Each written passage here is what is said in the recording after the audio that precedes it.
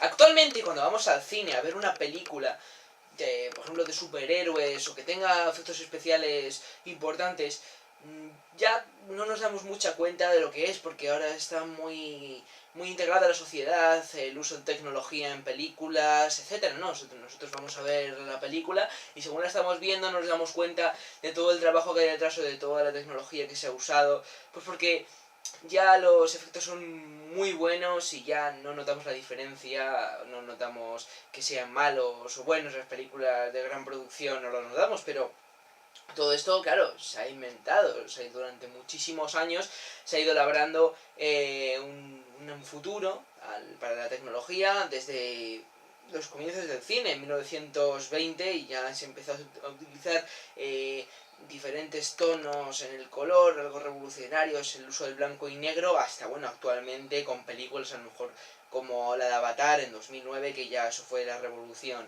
para los efectos especiales, pero claro, siempre ha sido un camino que se ha seguido hasta nuestros días, hasta ahora 2019, en el que ya la tecnología está muy mimetizada en el cine y ya se usa muchísimo, unos efectos especiales fantásticos, entonces ya no lo notamos, ¿no? Entonces hoy os vengo un poquito a contar todos esos pasos que se han seguido para llegar hasta nuestros días con diferentes películas que han marcado diferentes etapas en la historia del cine.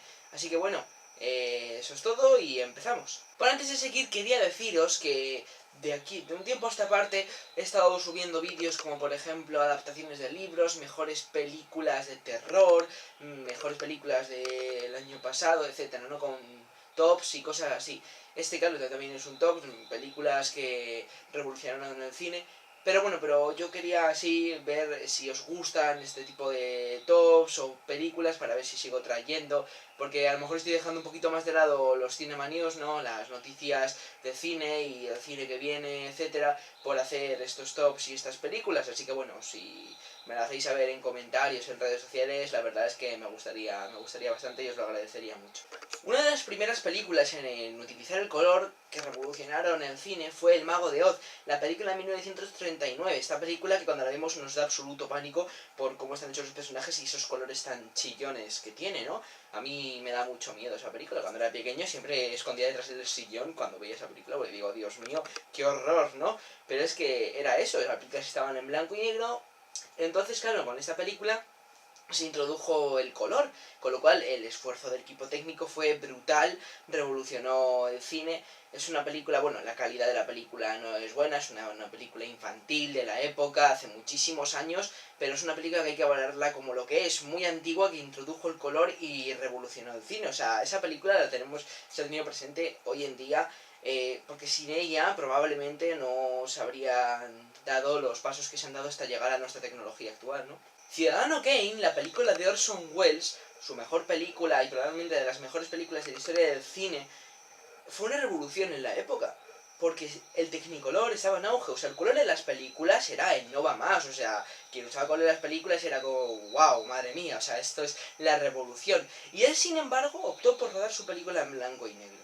Entonces, ¿por qué? Si el color estaba en auge, ¿por qué rodó en blanco y negro? Porque él pensaba que la idea de su película, la síntesis de Ciudadano Kane, se iba a expresar mejor en pantalla si rodaba en blanco y negro, y efectivamente fue así. Él en su película introdujo algo novedoso también, que fueron los flashbacks, algo que no se había desarrollado anteriormente o muy poco, que era el personaje principal recordar algo del pasado en la misma película. Eso no, esa idea no se tenía, ¿no? Y por ejemplo, él usaba el negro, el blanco y negro, como nadie. O sea, las sombras y la manera de rodar esa película fue completamente revolucionaria. Entonces, en la época se calificó de la mejor película de la historia del cine y hoy en día es de las mejores películas de la historia del cine, ¿no? Entonces, tenemos que darle las gracias a Orson Welles, no por la revolución tecnológica, sino por la revolución de rodar la película, de la idea de rodaje, ¿no? Es absolutamente fantástica. Y bueno, damos un salto hasta los 70, en la que la revolución de esa década fue la película Westworld de 1973,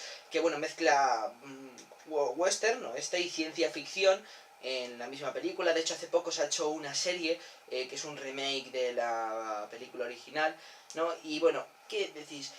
¿Qué es lo que tiene de especial esta película? Bueno, que la película está rodada de una manera normal, o sea, todos los planos son normales, no se introdujo nada, salvo una cosa, que fue cuando se montó la película, introducir imágenes montadas en 2 dimensiones. Es decir, imágenes en las que, bueno, cuando veías la película, veías las imágenes desde el punto de vista del vaquero, del protagonista. Entonces, claro, aunque resultara algo rudimentario, fue un avance en toda regla para la época, ¿no? O sea, porque nunca se había visto una película desde, por ejemplo, a lo mejor en primera persona desde el punto de vista de alguien. Entonces fue bastante innovador. Y bueno, luego saltamos a los 80, en la que la película revolucionaria fue El Resplandor, la película de Stanley Kubrick, en 1980. Y decís, efectos especiales, bueno, sí, la sangre y cosas así, pero no me refiero a esto en esta película, me estoy refiriendo más a la forma de rodar. Al igual que dije con Ciudadano Kane, ahora hablo de esta película como una obra maestra de la fotografía.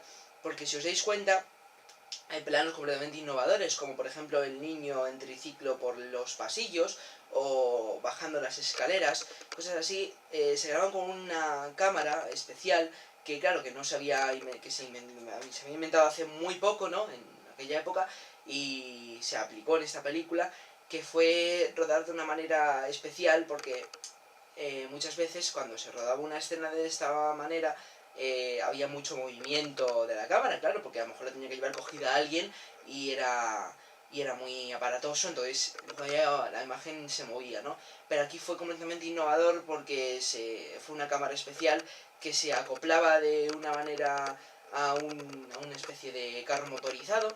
Entonces, claro, las imágenes que salieron fueron completamente innovadoras y revolucionó la década de los 80, ¿no? Y bueno, y en los 90 tenemos dos películas importantísimas en la revolución tecnológica, que son Parque Jurásico, la primera, la de Steven Spielberg, y Toy Story, la primera, Toy Story 1. Y dices, Toy Story, no sé, nadie piensa en Toy Story. Incluso hay gente que piensa que es del siglo XXI, pero es de 1995, ¿no? Empezamos con Parque Jurásico, que fue una absoluta revolución, porque dentro de la película se usaron efectos digitales, stop motion y maquetas gigantes para recrear los dinosaurios, al igual que vuelos militares para rodar las escenas de la isla, por ejemplo. Bueno, fue una innovación en toda regla, fue una superproducción muy costosa, tanto económicamente como a nivel de realización y de esfuerzo del equipo técnico, pero salió una verdadera obra maestra de la tecnología en el cine, que, bueno, a día de hoy se ha tenido siempre presente, ¿no? Pues una película que ha marcado un antes y un después en